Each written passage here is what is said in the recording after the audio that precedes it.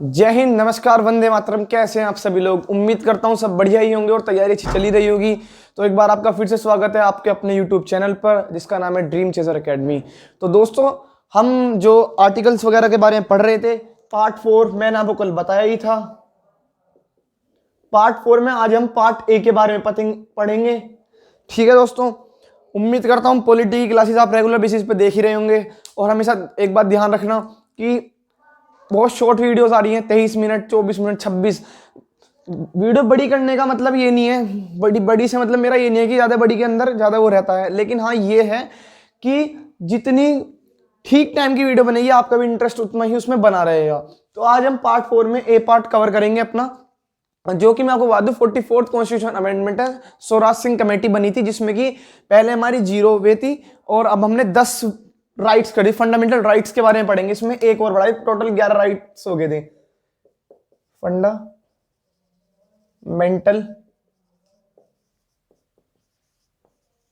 Rights.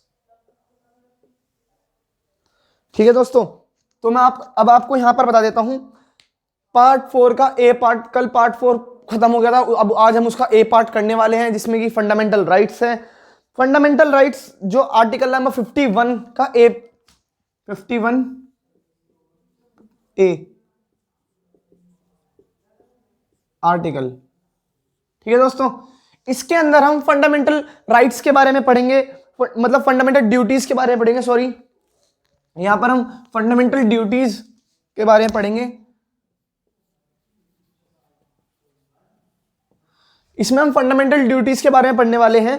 तो जैसा कि आप सबको पता ही होगा, मैं आपको बताता हूं, एक अमेंडमेंट है बहुत इंपॉर्टेंट, 42, ज्यादा बड़ा पार्ट नहीं है, बहुत 51 का ए पार्ट बहुत छोटा सा है। 42 अमेंडमेंट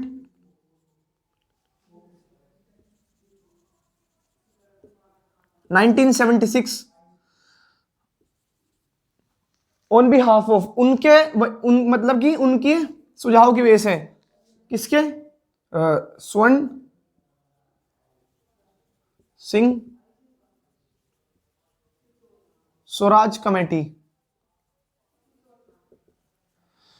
इन्होंने मांग करी फंडामेंटल ड्यूटीज की, जिसके तहत 42वां अमेंडमेंट करा गया 1976 के अंदर। पहले जो थे हमारे 0 ड्यूटीज थी। इसके अमेंडमेंट के बाद, इस अमेंडमेंट के बाद 10 ड्यूटीज ऐड करी गई। ठीक है दोस्तों, ऑन द रिक्वेस्ट ऑफ स्वर्ण सिंह स्वराज कमेटी, कमेटी का नाम भी इनके ऊपर रखा गया जिनका नाम था स्वर्ण सिंह स्वराज। ठीक है बेटा, स्वर्ण सिंह कमेटी, स्वर्ण सिंह कमेटी बनाई गई थी आपकी, स्वराज नाम नहीं है, सॉरी, स्वर्ण सिंह कमेटी। ये 10 ड्यूटी ली गई। पहले इनिशियल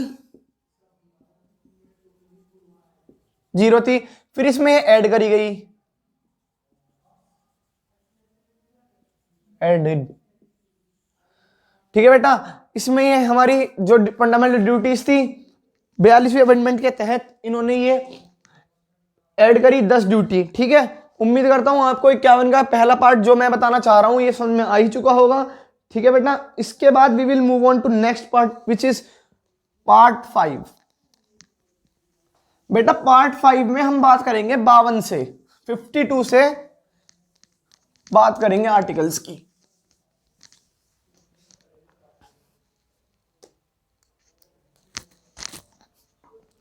पार्ट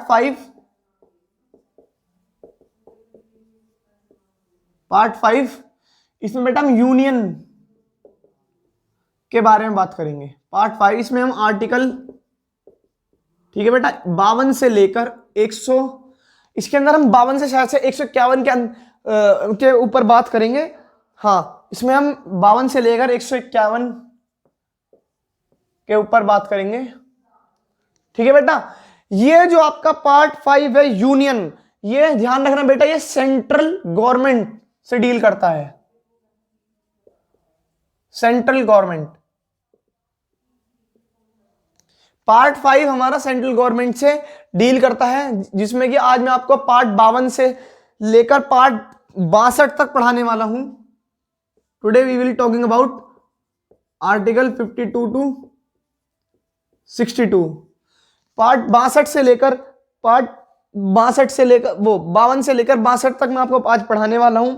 इसमें सबसे पहले हम आर्टिकल 52 देखते हैं। आर्टिकल 52 आपका क्या कहता है? आर्टिकल 52 कहता है there will be the president of India, there will be the president of India. बेटा प्रेसिडेंट क्या होता है? प्रेसिडेंट राष्ट्र अध्यक्ष होता है और प्राइम मिनिस्टर होता है शासन अध्यक्ष। मतलब कि पूरे राष्ट्र का जो अध्यक्ष है उसे बोलते हैं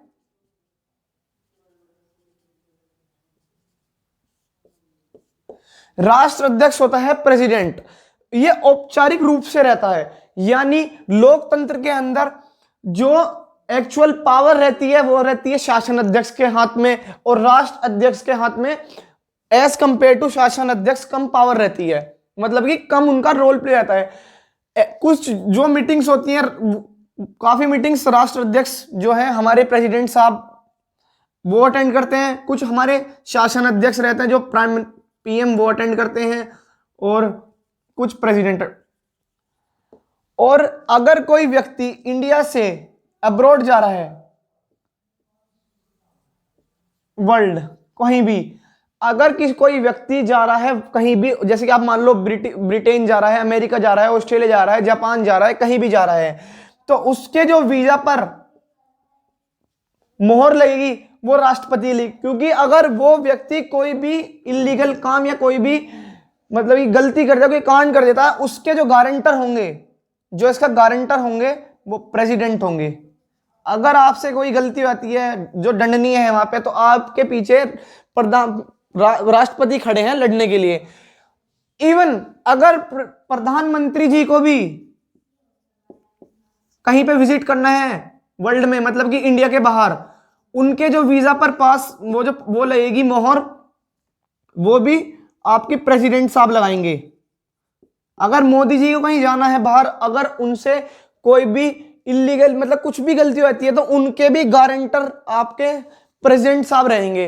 अब क्वेश्चन है, अगर प्रेसिडेंट साहब जाने लगे तो उनके गारंटर कौन होंगे? तो इसमें प्रेसिडेंट साहब अगर जाते हैं तो सबसे पहली बात है इनका वीजा नहीं लगता, नो वीजा, और ये अपने गारंटर खुद रहते हैं, रिस्पॉन्सिबल। ठीक है बेटा, उम्मीद करता हूं ये आपको 52 आर्टिकल समझ में आया होगा। राष्ट्र अध्यक्ष और शासन अध्यक्ष यहां पे लिख देता हूं मैं, शासन अध्यक्ष बोलते हैं बेटा आपके प्रधानमंत्री को, prime minister of India. Actual power इनके हाथ में होती है। ये शासन अध्यक्ष है हमारे हिंदुस्तान में, और ये है राष्ट्र अध्यक्ष, यानी जहां पर राष्ट्रता की बात आ जाए, हिंदुस्तान की बात आए, वहां पर हमारे प्रेसिडेंट साहब जो है हेड करेंगे। कुछ भी मीटिंग्स हो, कुछ भी हो, जैसे कोई डील होती है, जैसे कानून पास होता है संसद में, तो उस पर जो फाइनल मोहर लगती है वो इनकी लगती है, हमारे प्रेसिडेंट साहब की। ठीक है, ध्यान रखना आप। अगर कोई भी हम आर्म्स एमिनेशंस की डील कर रहे हैं रशिया से, जैसे कि AK-203 का हम वो लगा रहे हैं, आप ऐसा कह सकते हैं कि जैसे कि कोई पुर्जे हैं किसी गन के, उनको असेंबल कर रहे हैं, जैसे कि AK-203 के पार्ट्स इंडिया में असेंबल होंगे। ठीक है बेटा, तो उस फाइनल डील पर जो मोहर लगेगी, मार्क लगेगा, वो प्रेसिडेंट साहब का लगेगा। ठीक है बेटा, ध्यान रखना। अब हम we will move on to next article which is article number 53। इसको थोड़ा रफ कर देता हूं।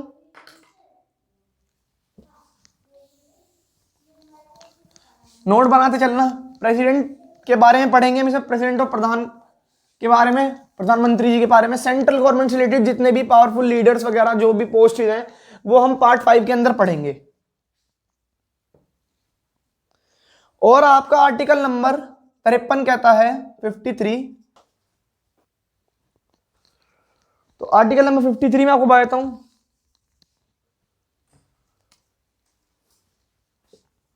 अब ठीक है, मार्कर थोड़ा सा ये फील हो गया है। There will be the, sorry ये हेड के बारे में है, president will be the head of, president will be the तो ये कह रहा है president will be the head of executive of union. मैं आपको इसका हिंदी में बताता हूं। प्रेसिडेंट, राष्ट्र अध्यक्ष, विल बी द हेड, वो प्रमुख हैं एग्जीक्यूटिव ऑफ यूनियन के, यानी कार्यपालिका के। एग्जीक्यूटिव ऑफ यूनियन का मतलब है कार्यपालिका, कार्यपालिका प्रधान। ठीक है बेटा, ये है कार्यपालिका प्रधान, इनको बोला जाता है प्रेसिडेंट साहब को। We will move on to next article which is article number 54।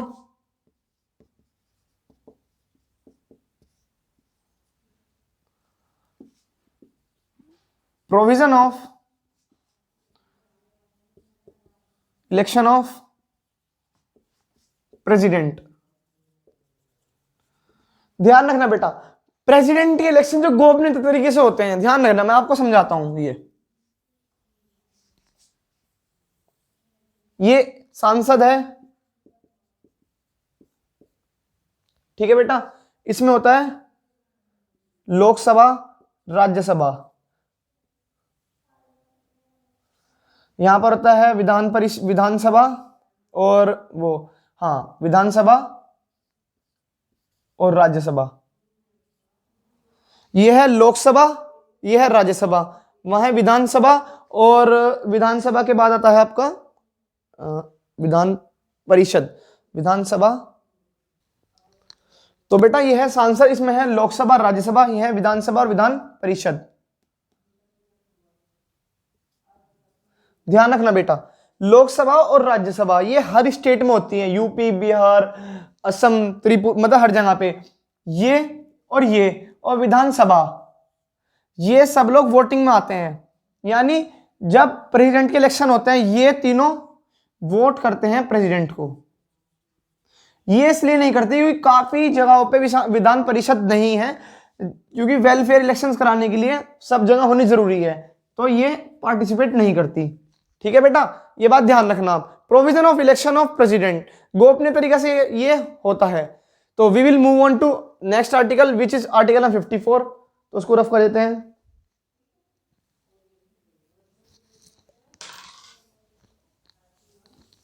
पचपनवा article अब हम पढ़ने जा रहे हैं। उम्मीद करता हूं ये दोनों आर्टिकल आपको समझ में आ गए होंगे, 52 और 53 और 54। ठीक है बेटा, 55वां आर्टिकल पढ़ लेते हैं, election process of the president. Article 55, election process of president. ये मैंने आपको बताई चुका हूं, राज्यसभा और लोकसभा और विधानसभा ये तीनों इसमें वोटिंग करते हैं। ठीक है बेटा, we will move on to next article which is article 56। आपका 56वां आर्टिकल क्या कहता है? टर्म ऑफ प्रेसिडेंट, यानी कार्यकाल, टर्म ऑफ प्रेसिडेंट। ठीक है बेटा, और इसके बाद ये जो रेजिग्नेशन देता है, दे देता है वाइस प्रेसिडेंट को। मतलब कि अगर पद को छोड़ना है, रेजिग्नेशन देना है, तो इनको रेजिग्नेशन देना पड़ेगा वाइस प्रेसिडेंट को। ठीक है बेटा, इसके बाद अगर वो रेजिग्नेशन देता था किसी कंडीशन में, अगर वो अपने पद को छोड़ना चाहता है राष्ट्रपति, राष्ट्राध्यक्ष, तो प्रोविजन ऑफ, ये भी नियम है, री इलेक्शन ऑफ प्रेसिडेंट, दोबारा से इलेक्शन को कंडक्ट कराया जाएगा, पर राष्ट्र अध्यक्ष यानी प्रेसिडेंट की सीट को फुलफिल करने के लिए, यानी उसको खाली नहीं छोड़ा जाता, री इलेक्शन होते हैं प्रेसिडेंट के। ठीक है बेटा, ध्यान रखना ये बात। अब हम बात करते हैं eligibility for the post of आपकी प्रेसिडेंट। ठीक है, यहीं पे लिख देता हूं, article number 58, eligibility for the post of president. ये काम मैं आपको दे रहा हूं, आपको कमेंट सेक्शन में बताना है कि एलिजिबिलिटी क्राइटेरिया क्या है। थोड़ा आप भी समझ मानिए, मैं तो बता ही दूंगा आपको। एलिजिबिलिटी क्राइटेरिया बताना है आपको प्रेसिडेंट का। ठीक है बेटा, ज्यादा हार्ड नहीं है, बहुत छोटा सा आज मैंने आपको एक काम दिया है, ये आप कमेंट सेक्शन में जरूर बताना। कुछ होमवर्क तो आप भी क्या करो। We will move on to next article which is article 59, condition for the president office. For president office, ठीक है बेटा, ध्यान रखना, कंडीशन फॉर प्रेसिडेंट ऑफिस। और अब हम 60 आर्टिकल में मूव करते हैं। उम्मीद करता हूं आपको इस क्लास में काफी कुछ सीखने को मिल रहा होगा।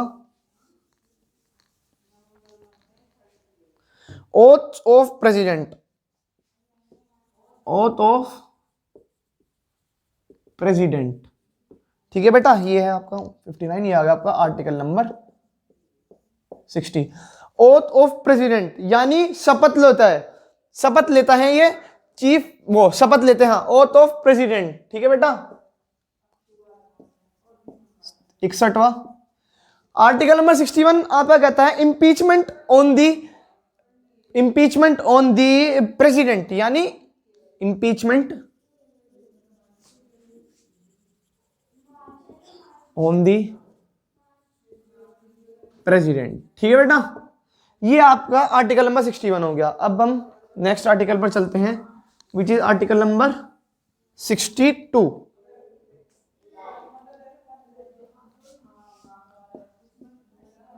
ध्यान रखना, the vacant post of president fulfil with in 6 महीने। अगर कोई किसी की अपने कार्यकाल के दौरान मृत्यु आती है या कोई रेजिग्नेशन देता है तो उसकी पोस्ट 6 महीने से ज्यादा खाली रिक्त नहीं रख सकते। रिक्त का मतलब है खाली, वैकेंट नहीं रख सकते। आपको कुछ ना कुछ री इलेक्शन करिए या कैसे भी करके आपको उसको 6 महीने के अंदर अंदर फिल करना है। ये तो आपका 52 से लेकर आर्टिकल 52 से लेकर 62, ठीक है बेटा, 52 से लेकर आर्टिकल ये आपके हो चुके हैं। तो आज की वीडियो में इतना ही रखेंगे। तो 52, सबसे पहली बात कर लेते हैं 52वें आर्टिकल की, डेवलप प्रेसिडेंट ऑफ इंडिया, ठीक है बेटा। 1 बाय 1 में आपको बात करूंगा, क्विक रिवीजन ले लेते हैं थोड़ा सा, जिससे आपको क्लास में मजा आएगा, थोड़ा रिकैप चलता रहेगा, नहीं याद करा दूंगा सब कुछ। शॉर्ट में जल्दी जल्दी लिखेंगे। 52 प्रेसिडेंट यानी शॉर्ट फॉर्म में लिखते हैं प्रेसिडेंट ऑफ इंडिया, ठीक है बेटा, ध्यान रखो। आर्टिकल 53, पहला आर्टिकल कहता है कि प्रेसिडेंट होना चाहिए। दूसरा आर्टिकल कहता है प्रेसिडेंट है आपका हेड ऑफ